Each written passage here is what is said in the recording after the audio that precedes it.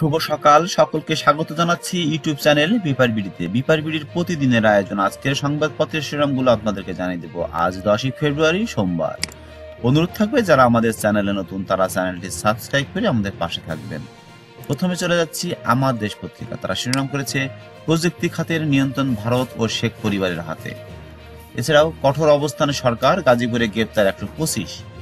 11 ব্যাংকের কাছে 53,000 কোটি টাকা পাবে বাংলাদেশ ব্যাংক। এছাড়াও গুলশানে বিলাসবহুল ভবনে মালিকানা টিউলিপের। প্রথম আলো আজকে শিরোনাম করেছে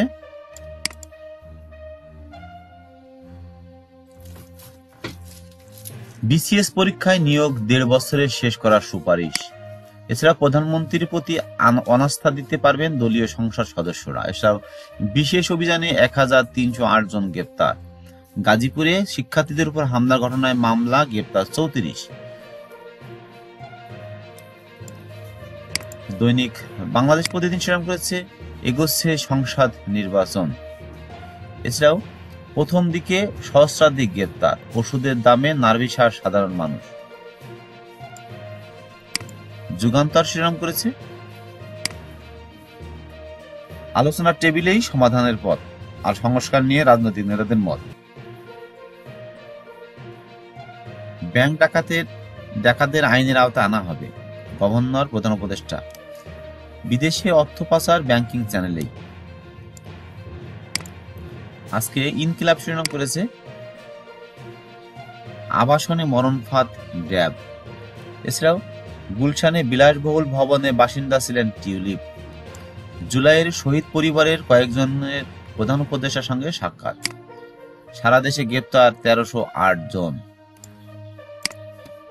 মানব কণ্ঠ শিরোনাম করেছে আতঙ্কের নাম আয়নাঘর। এছাড়াও আমরা যেন হাসিনার পাতা ফাঁদে পা না দেয়, যুক্তরাষ্ট্রের সফর শেষে মির্জা ফখরুল।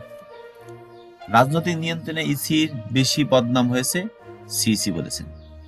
এছাড়াও আমরা খুরের উপর দাঁড়িয়ে দিয়ে হাঁটছি, অর্থ গভর্নর বলেছেন, অর্থ উপদেষ্টা বলেছেন।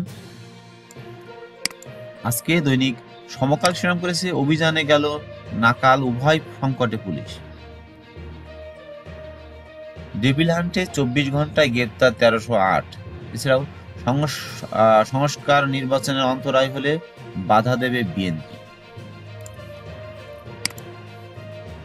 কালবেলা শিরোনাম করেছে সহজ নিয়মে ফায়দা লুটছে স্বাস্থ্য মাফিয়া।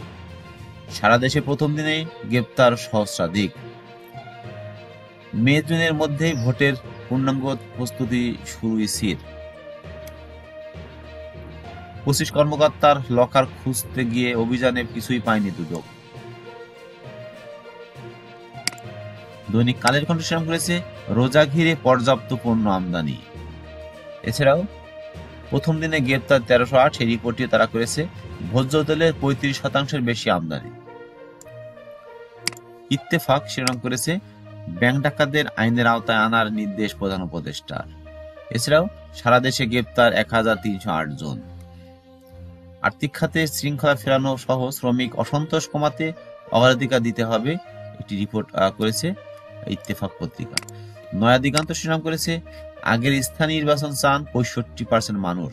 অন্তর্বর্তী সরকারের অধীনে 2টি নির্বাচনী সুপারিশ সংস্কার কমিশনের। এছাড়া বিনিয়োগ ব্যয় কমাতে লাগাম টানা হবে সুদ হার।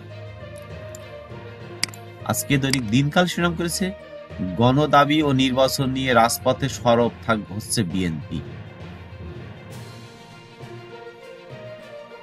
এছাড়াও সচিব হলেন 119 কর্মকর্তা, বঞ্চিত 764 কর্মকর্তাকে পদোন্নতি দিল সরকার। আমরা যেন হাসিনার পাতা ফাঁদে পা না দিই, ফখরুল ইসলাম আলমগীর বলেছেন। এছাড়াও গুলশানে টিউলিপের বিলাসবহুল ফ্ল্যাটের খোঁজ। অন্তর্বর্তী সরকারের অন্য উদ্দেশ্য আছে কিনা খতিয়ে দেখা প্রয়োজন, গয়সরান বলেছেন। আজকে দৈনিক সংগ্রাম শিরোনাম করেছে ষড়যন্ত্রে লিপ্ত কয়েক ডজন পুলিশ চিহ্নিত। প্রধান উপদেষ্টার সঙ্গে জুলাই শহীদ পরিবারের সাক্ষাৎ। এছাড়া হাসিনার অপারেশনের গ্রহণযোগ্য হারিয়েছে আওয়ামী লীগ। আগামী বাংলাদেশ হবে বৈষম্যমুক্ত, ন্যায় ও ইনসাফের, ডাক্তার শফিকুর রহমান বলেছেন। এই ছিল মূলত আজকে ঢাকা থেকে প্রকাশিত কয়েকটি জাতীয় দৈনিকের প্রধান শিরোনাম। অনুরোধ থাকবে যারা আমাদের চ্যানেল নতুন তারা চ্যানেলটি সাবস্ক্রাইব করে আমাদের পাশে থাকবেন।